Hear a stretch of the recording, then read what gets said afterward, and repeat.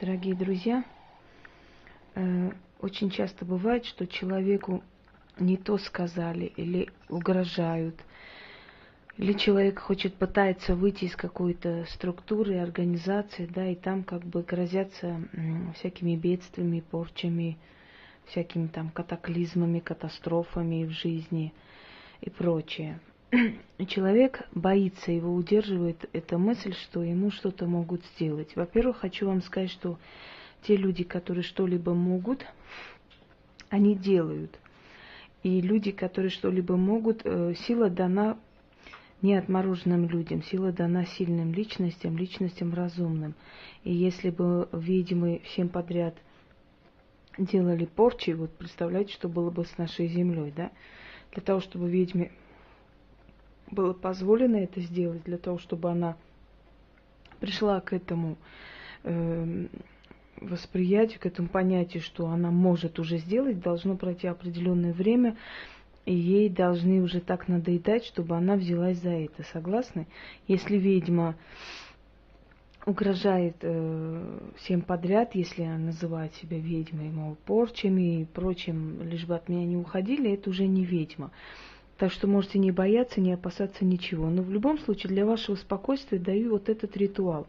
Для всех людей, которые либо мнят себе, что им что-то могут сделать или сделали, либо для людей, которым действительно сделали. Кроме того, этот ритуал очень хороший, если вы, например, были где-то, и вы чувствуете, что вас сглазили. Вот неприятный был разговор, какие-то намеки были в вашу сторону, вы приходите, себя плохо чувствуете, понимаете, что либо прокляли, либо пожелали что-то нехорошее.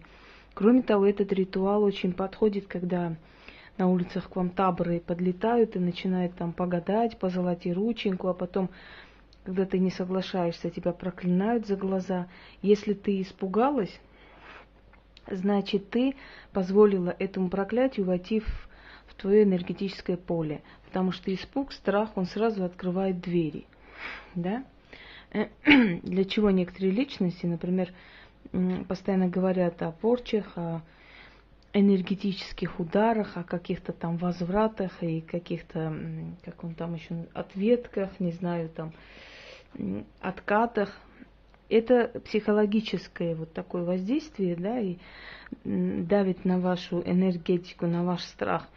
Потому что когда вы допускаете страх, уже вы сами себя наказываете. Может, там никакой порчи не было, но вы уже от страха своего воспринимаете, что у вас и голова чешется от порчи, и лицо высыпало от порчи, все от порчи.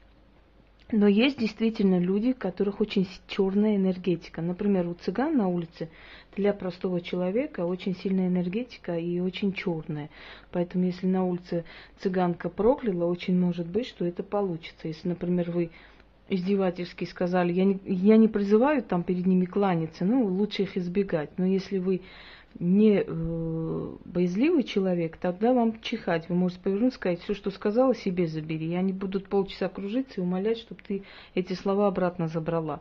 Но если вы человек трусливый, конечно, вам посмотрели в этот момент страха, в этот момент психологической вот этой давки, она сразу пошла на вас. Вот они там прокляли, там, вот не даешь, чтобы ты там в нищете жил, туда-сюда, и все. И у человека начинаются проблемы. И он понимает, что вот с того дня у него пошли эти проблемы, потому что он воспринял это, он испугался, ему стало плохо, неприятно. Все, этот удар пошел. Среди цыган не скажу, что каждая вторая великая колдунья, но у них есть очень сильная черная энергетика. Вот эта энергетика, они обманывают, они гипнотизируют, они как бы вводят за нос, и у них это не считается зазорным и стыдным. Поверьте, у них совсем другое мышление, у них это образ жизни, и это считается, вот молодец, вот человек умеет жить, вот она лучше нас справляется, лучше нас делает. И они даже могут сидеть и обсуждать, как там кого кинули, что сделали, и посмеяться весело.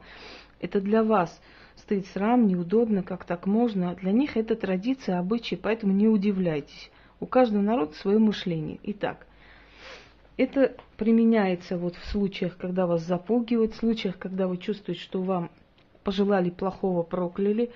Даже если ваш сосед вас не любит, и вы вышли на лестничную площадку, да, и там недобро посмотрел на вас, и вам кажется, что там что-то вам пожелал, можете это провести. Итак, церковная свеча, если у вас дома, или обычная восковая, если церковная, переверните.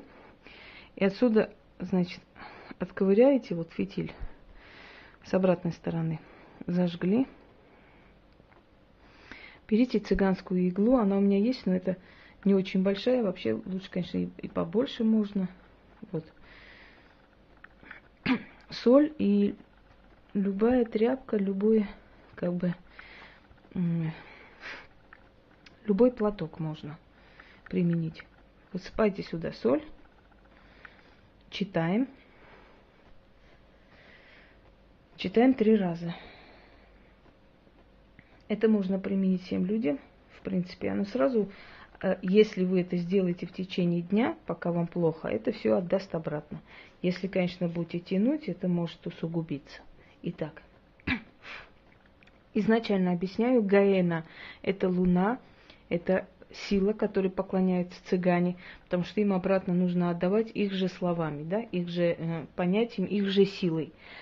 Шувани – это колдунья, это ведьма у цыган. Итак, чур меня чур, черноглазое зло, луна Гаэна за меня мстит.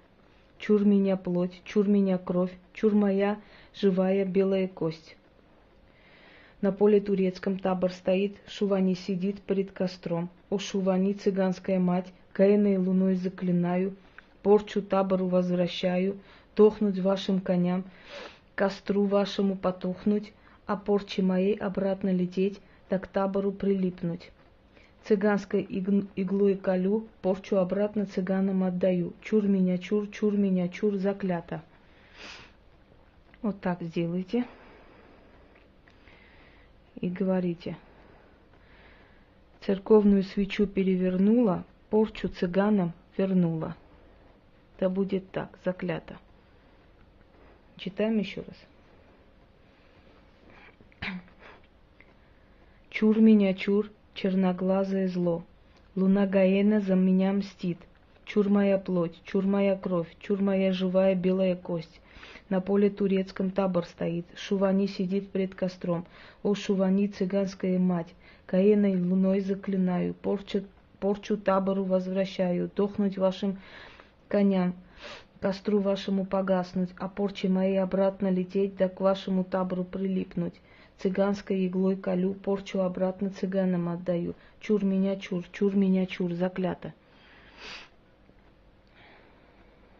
Свечу церковную переверну, порчу цыганам верну. Чур меня чур, заклято. Читаем 3 раз. Чур меня чур, черноглазое зло, луна Гаэна за меня мстит. Чур моя плоть, чур моя кровь, чур моя живая белая кость. На поле турецком табор стоит. Шувани сидит перед костром. О, Шувани, цыганская мать, Гаэной луной заклинаю, порчу табору возвращаю, дохнуть вашим коням, костру вашему потухнуть, а порче моей обратно лететь, да к табору прилипнуть. Цыганской иглой колю, порчу обратно цыганам отдаю. Чур меня чур, заклято. Свечу церковную переверну, всю порчу цыганам верну. Чур меня чур, заклято. Эту иглу с этой солью относим на перекресток и оставляем там. Откупаемся. 6 монет через левое плечо, левой рукой кинули, сказали уплочено. И ушли, не оглядываясь. Вам станет легче сразу. Вот сейчас опять читаю. У меня аж дыхание перехватило, но потом резко начала какая-то волна вниз, вверх и ушла. Еще раз напоминаю, если человек, не имеющий великой силы, вас проклял, или вы боитесь этого проклятия, или вы боитесь каких-то там, значит, преследований, или вы боитесь каких-то пожеланий, или вам угрожают порчи и прочее, если это человек простой, да, не сильный, а, как правило, простые как раз и больше всех и орут, вот. Свеча должна догореть, да, вместе с порчей. то вы можете это сделать. У организации этой начнутся очень большие проблемы, если несколько человек вот так придут себя очистят. Дохнуть вашим коням и прочее, прочее, это означает, что вашим доходом сокращаться, вашей там чего-то рухнуть, понимаете, а мне от вас уйти и остаться целостности. Но в то же самое время, еще раз говорю, что это можно применить к проклятию, которое вам сказали на улице, в лицо сказали, соседи там подрались, прокляли вас, чтобы это пока не вошло в ваше вот это астральное пространство, в вашу энергетику, пока она еще не заразила вас, потому что порча это как зараза, это как вирус, который проникает в жизнь человека и губит человеческую душу и жизнь, и судьбу. Вот чтобы этого всего не случилось, идите и сделайте вот это.